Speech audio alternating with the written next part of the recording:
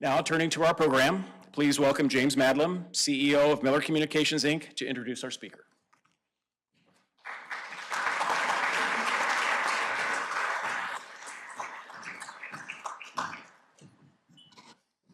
Good afternoon, everybody. It is my distinct pleasure to introduce today's speaker, someone who's become one of our most important civic and academic leaders here in Milwaukee. And he's somebody who brings humility, clarity, and heart to all of the work that he does as he helps shape the lives of thousands of students each year at Marquette University. It was almost exactly a year ago, I think this week, a year ago, that President Kimo was elected as the 25th president of Marquette University. And this followed many years of distinguished service on campus, first as the dean of the Diedrich College of Communications, then as provost, and then as acting president.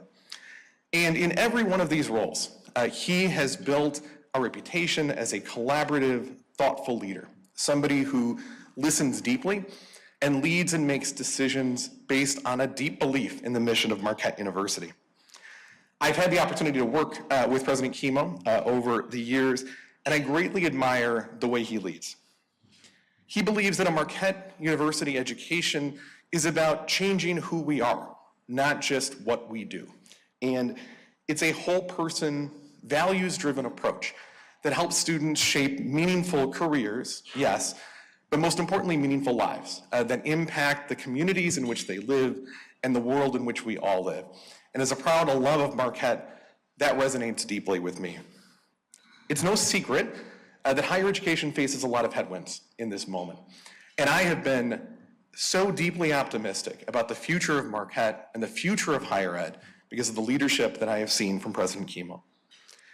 President Kimo lives in Whitefish Bay with his wife, Catherine. They've raised 3 wonderful children, the youngest of whom is a freshman at Marquette, which is wonderful. He's also a lifelong Dodgers fan. And I hope that you will not hold that against him as you join me in welcoming to Rotary President Kimo Ayun.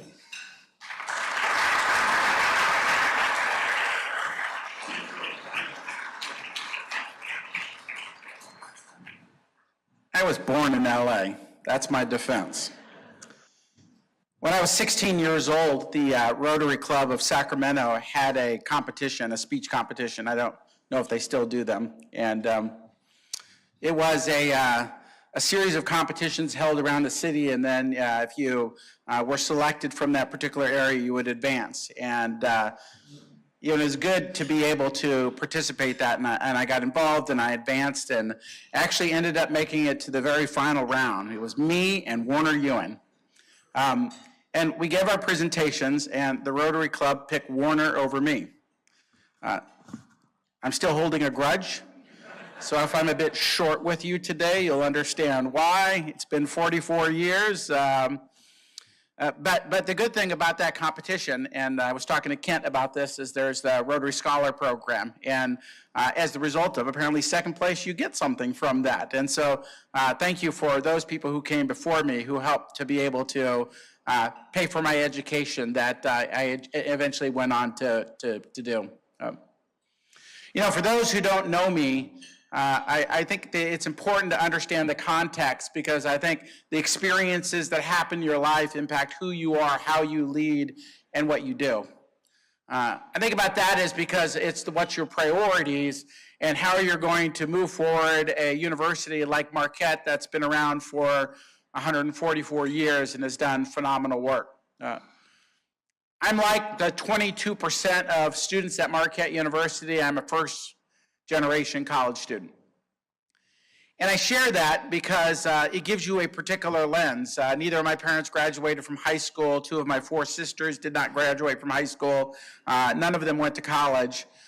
But when you have the opportunity and you find mentors and you find people who are going to lean into you, it provides a pathway and an experience that just opens up doors that you can't otherwise experience. Because of that pathway and not knowing what I didn't know, it's changed the life of my family. And so, as James pointed out, I have a son who's graduated from Marquette, who's right now a graduate student at Marquette. I have a daughter who graduated from the University of Southern California and now works as a paralegal in Manhattan. And my youngest is a student at Marquette. Education changes the trajectory of not only your life, but all the lives of the people who come after you. Like, it was never a question that my students, my children would go on to college. We never had to have that conversation because it was just something that's part of the fabric of all we do. And that's why I like Marquette so much.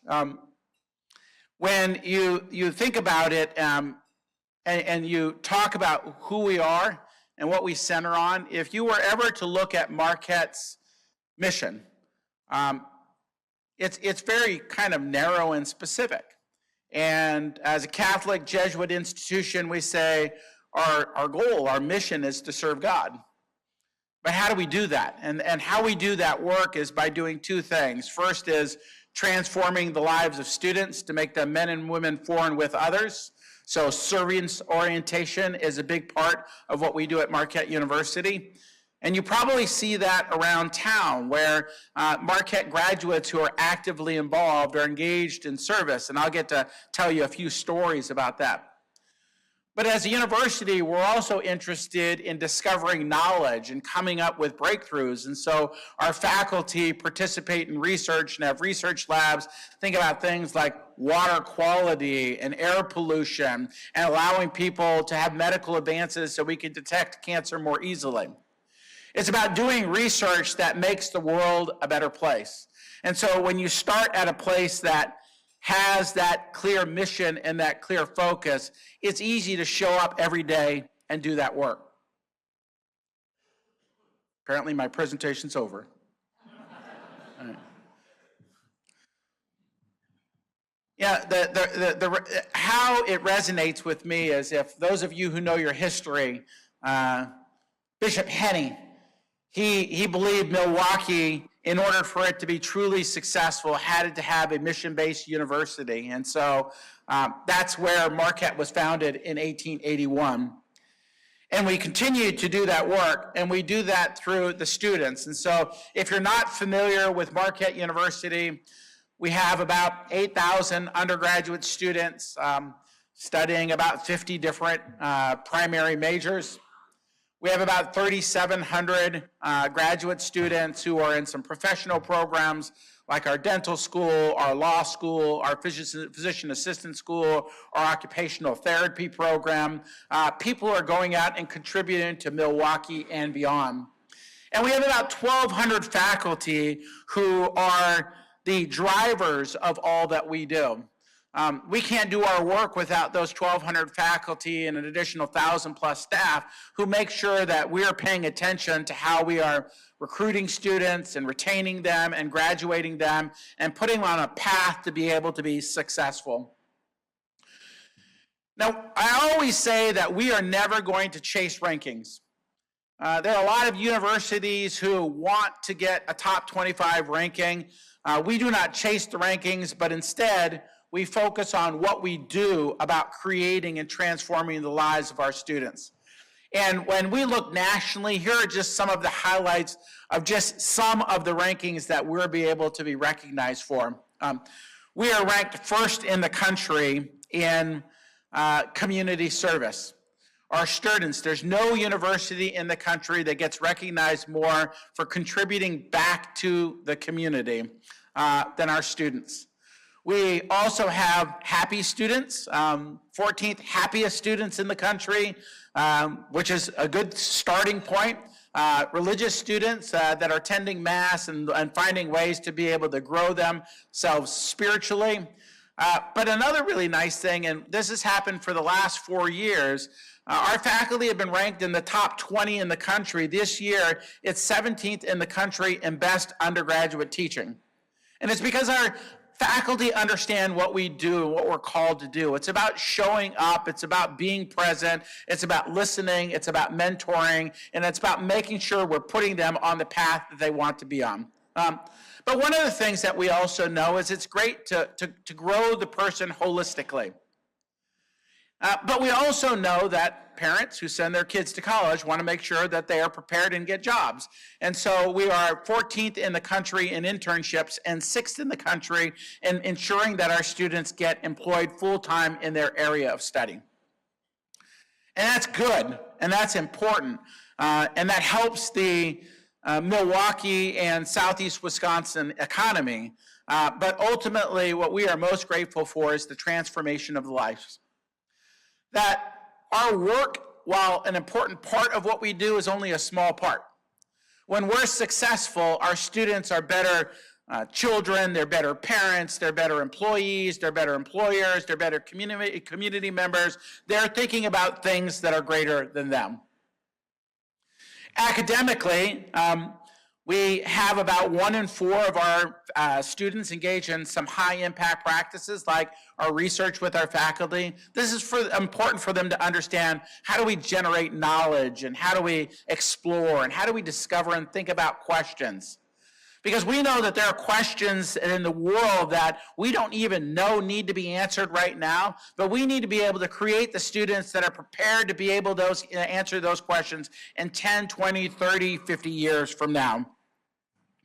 We also, when we're looking at our programs, we think regularly about what is the need of society larger. So a handful of years ago, we knew that there was a need for nursing, and so we intentionally invested over $40 million in our nursing building so we can increase the number of nursing students we have on campus from 600 to 1,000.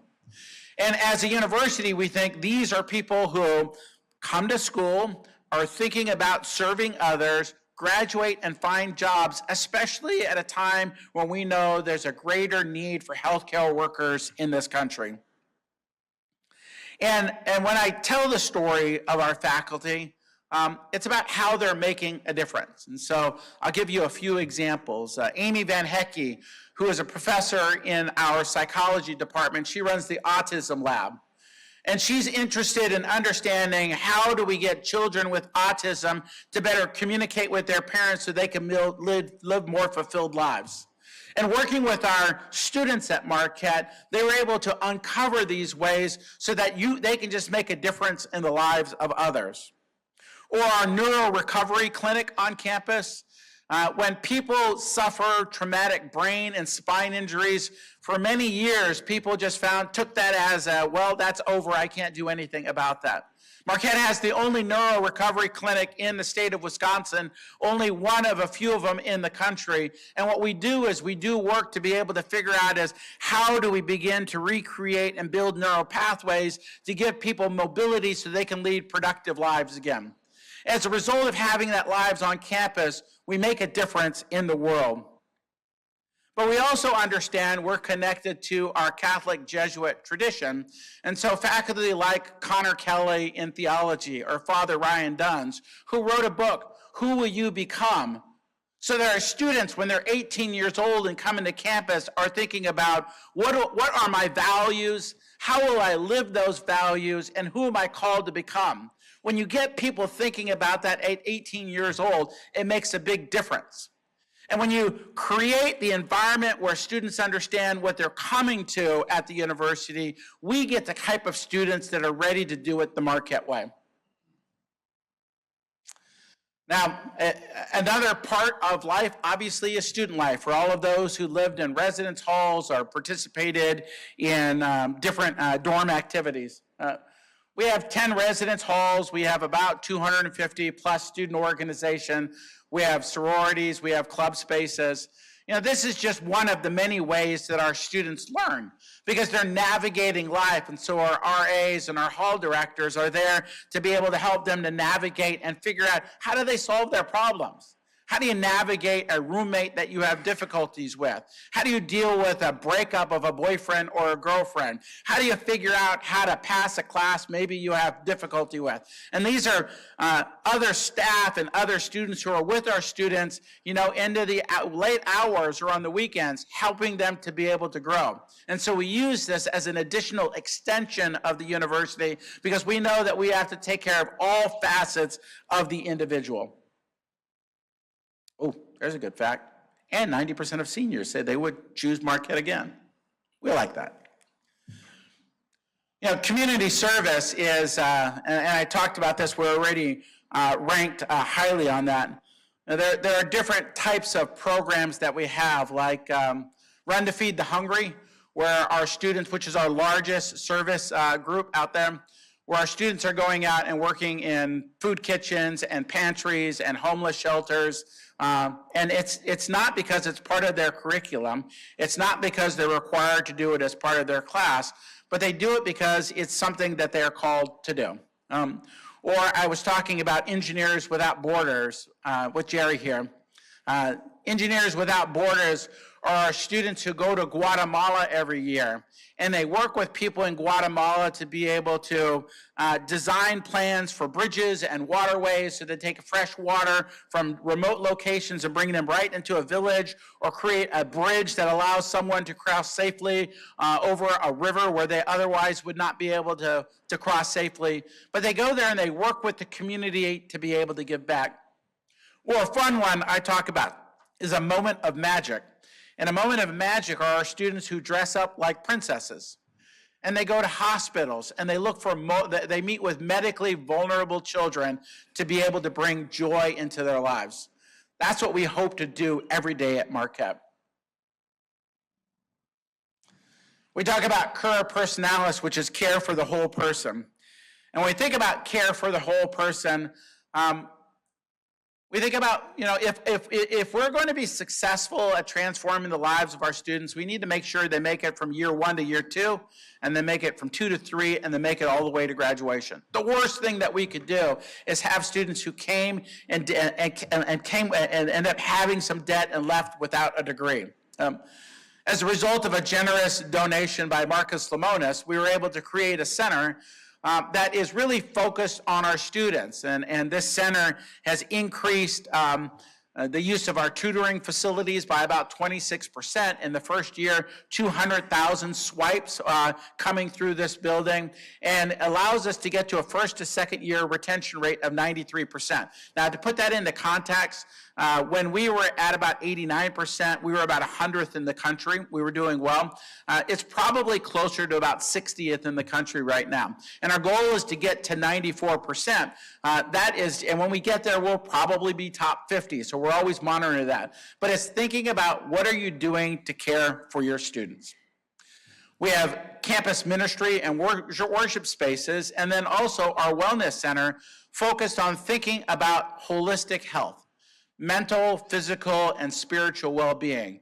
How do you take the stigma away about people getting care for the types of things that they need? How do you develop people at 18 to 21 years old to be able to take the tools that they need with them for the rest of their lives to be well?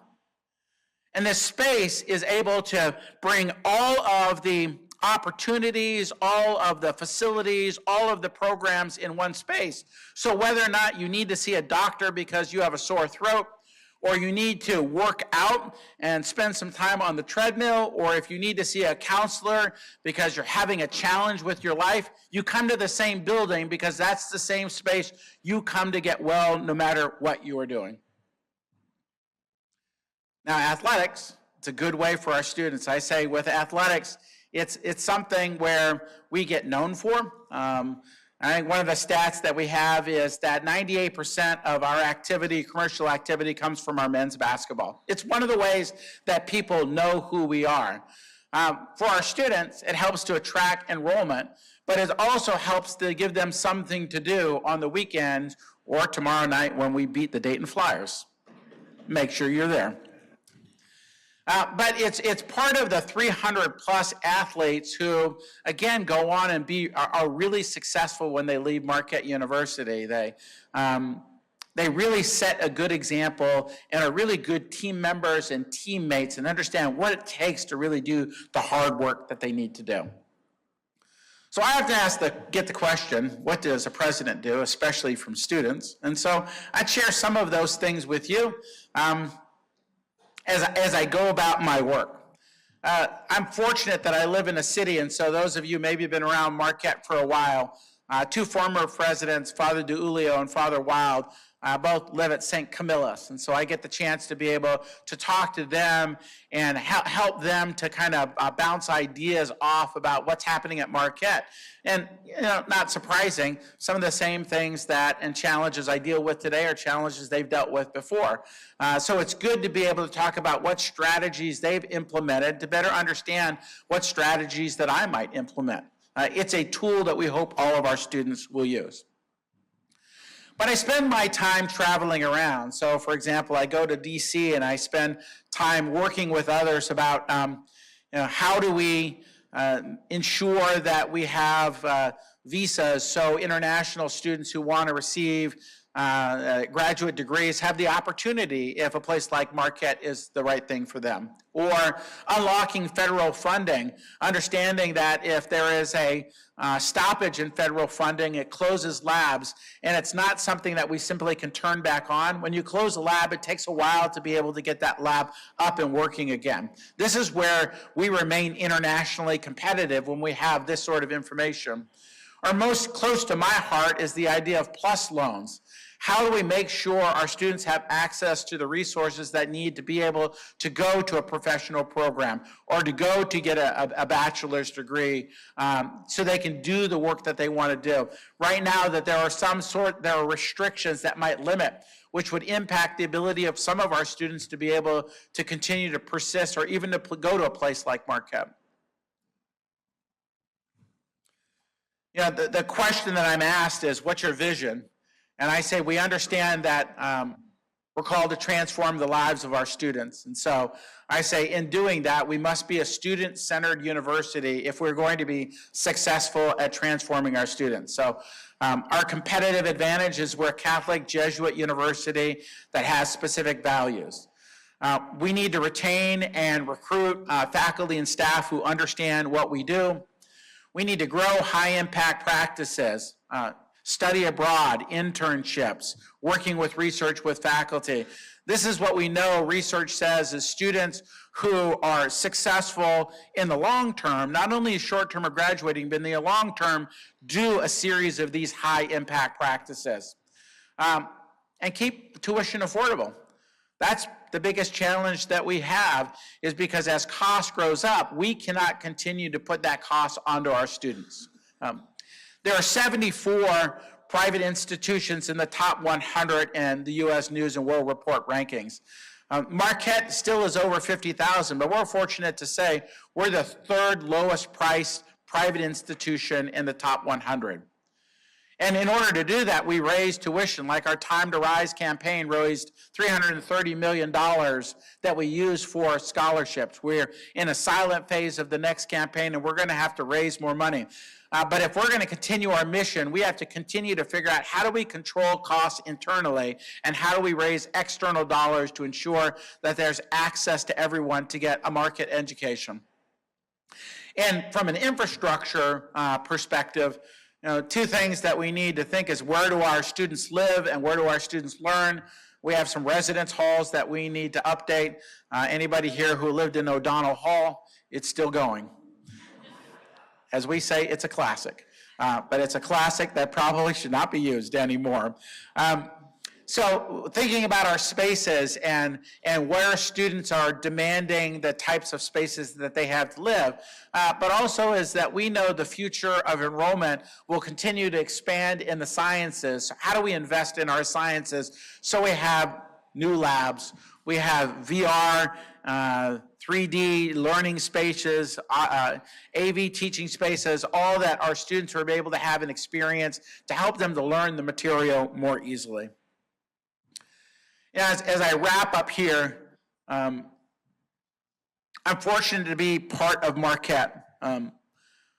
If you've heard about the demographic kind of shift that's happening, we know some simple math. In 2008, there was a serious meltdown of the market, and families stopped having babies, and they've had fewer babies, and so not as many babies were born, which is no big deal in 2008. But it suddenly becomes a big deal for universities, because if you add 18 to that, which is the age that most college students start, you get 2026. So we're at the precipice of a downslope in students coming to colleges. The universities that are going to be successful are those universities that begin to think, what do we do? And so we've been, for the last 3-4 years, really embarking on strategies talking about, if we can't increase the number of people in our market, well, what other markets should we go to? Washington is a good example of a market. 3 years ago, Washington was the 21st feeder state to Marquette University. We invested resources and people, and today Washington now is our 5th feeder state. So focusing on areas where there's growth, focusing on areas where we have not had students before is going to allow us to continue to attract the students that we need to continue going on. And so we know this, because of all of the work, Marquette last year had its largest group of applicants that we've had in over a decade. This year, we're right in the middle of the process right now. We're up just over 6%. The momentum that we have, the things that we were able to do, our ability to focus on what our students want is allowing us to lean into the headwinds and be successful. And I thank all of you for all that you do to be able to help us to be able to do that work, whether or not those of you who participate in our mentorship program or provide internships for our students at your places of business or hire our alums when they graduate. We know we can be successful, and we know if we continue to find pathways for our students that they'll stay. 55% of our graduates stay in Wisconsin. We'd like to get that number up, especially as we think about wanting to grow the city of Milwaukee. And so Marquette continues to want to lean in and be part of that solution. So thank you for having me here today. Thank you for all of your continued support for Rotary, for all of our students that come through. And I think we have some time for me to answer some questions, correct?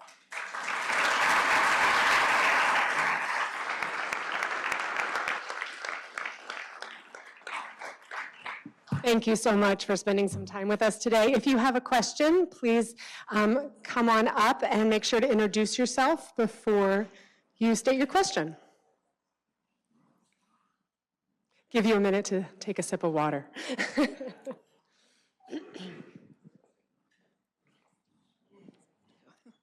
Hi, I'm Lindsay McKee, Rotary member and proud Marquette alum. Nice shirt. Thank you. You mentioned a little bit about some of the work you're doing, you know, in the future to do upgrade residence halls and all that. Any other projects that are on the horizon that you maybe want to share? Yeah, I mean, really the two big, the sciences and the residence halls, those are our two largest ones. Part of our new strategic plan, so our new strategic plan has 3 pillars: thriving students, a healthy campus, and care for the world. In thriving students, that's where we're thinking about our spaces. So in addition to those specific spaces, we just need to do a little bit better job of upgrading some of our classroom facilities. We also do a lot of outreach around our physical therapy and different centers that we do, along occupational therapy. So being able to pull all those together so there's synergies in the one area. We probably need 1, maybe 2 new buildings. We have a lot of buildings on campus. We really need to focus on how do we get more efficient use of our buildings and update them. Again, if you were on campus and you may or may not have lived in Schrader, but Schrader is an example of a hall that we probably need to put a sizable amount of money into it to make it better, to fix the kitchen, to fix some of the rooms, to make the facility a little bit better. So I think upgrading some spaces are really needed. Hi, I'm Tim Hunter. I'm a 1984 alum of Marquette.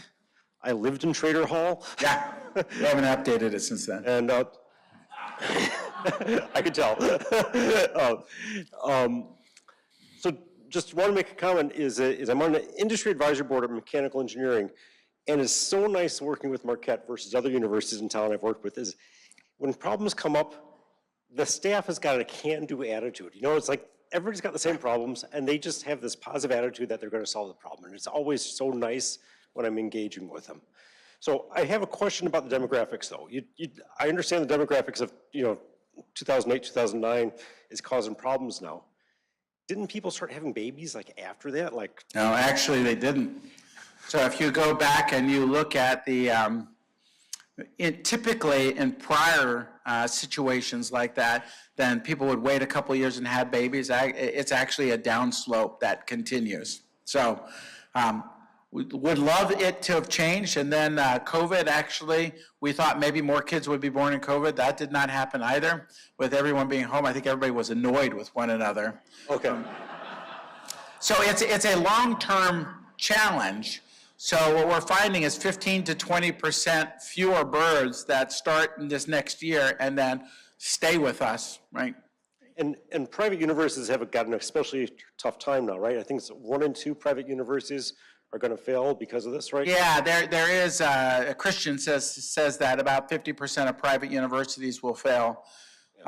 What he says is that we're fortunate to be in a decent spot. If you're a 1 to 50 university, you're not going to feel anything because there are enough people who want to go to a top 50 university. We're in the next 50 to 100. They said 50 to 100, you'll feel it, but not as much. Once you get beyond 100 and beyond, then you begin to feel that impact more. You know, there are certain things that we know that we can't just bank on they're going to show. The thought would be is we know we have to increase our selectivity and then continue to monitor where our students want to go. Education historically has been slow to change and somewhat resistant to change. We need to figure out how to be nimble and to be able to respond quickly. Great. Hi, my name is Tracy Johnson with the Commercial Realtors, class of 99 for undergrad and 09 for graduate, so proud alum.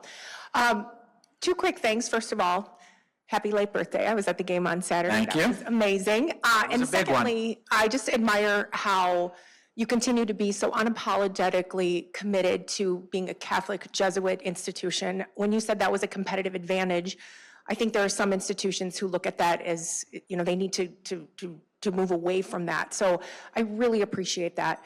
My question has to do with the retention of students in Wisconsin. It's something that we look at in commercial real estate as the business community, 55%. You have such an opportunity, and we have such an opportunity. You mentioned you're leaning in. Is there anything that you can do, or we can do specifically, to move that number from 55 to 75? Because I think that is your biggest opportunity and our biggest opportunity to partner with you. Yeah, I think the 3 things that I say, Tracy, the first is obviously if you are, you know, a Marquette alum, there's the mentorship program that Dan DeWeert runs. Being part of that program helps to ground the students and give them connections. The second thing is to provide internships that I've talked about. And the third would be jobs and jobs prior to graduation.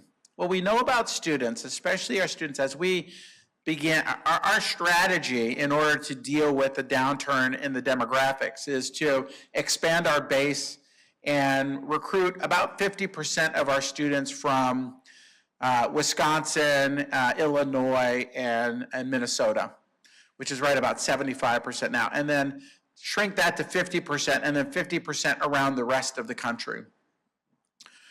Especially students who are from around other parts, we know if they have a job, then they're less likely, before they graduate, they're going to get an apartment or a house, and they're going to take that job, and they're going to stay. If they do not see an opportunity, then they're going to go back to Illinois or to Washington. And if they go back, it's a lot less likely we're going to get them back, because once they go there, they get a job and they become anchored there. So figuring out pathways to give students a connection prior to graduation. Hi, I'm Levi Stein with the Friendship Circle. Talking about pathways, internships, I would say, is a great opportunity. I know for us, we've hosted interns from Marquette, and we also offer jobs to interns from Marquette, so that's a good follow-up to that. Did you get some good ones, I hope? They're incredible. Nice. Incredible. Best of the best. My question is, something that I was really proud to see is that you're #1 in the country for community service involvement in the community. As someone who runs an organization that lives off of community service, how do nonprofits connect with the university to help? Yeah, and I would say is probably the best way is to contact our Student Affairs Division. They help to oversee many of the student groups that do this. Dr. Chris Navia is our Vice President for Belonging and Student Affairs. So I would say is we need to connect with you with her to figure out is how do we get that pipeline going. All right, terrific. Thanks so much. The other part is I was going to say is like find some faculty and some classes to come in and speak to, like about your expertise. And then we find is then you can also talk about here are the things we're doing, and students like that first-hand experience is really good for our students. Thank you.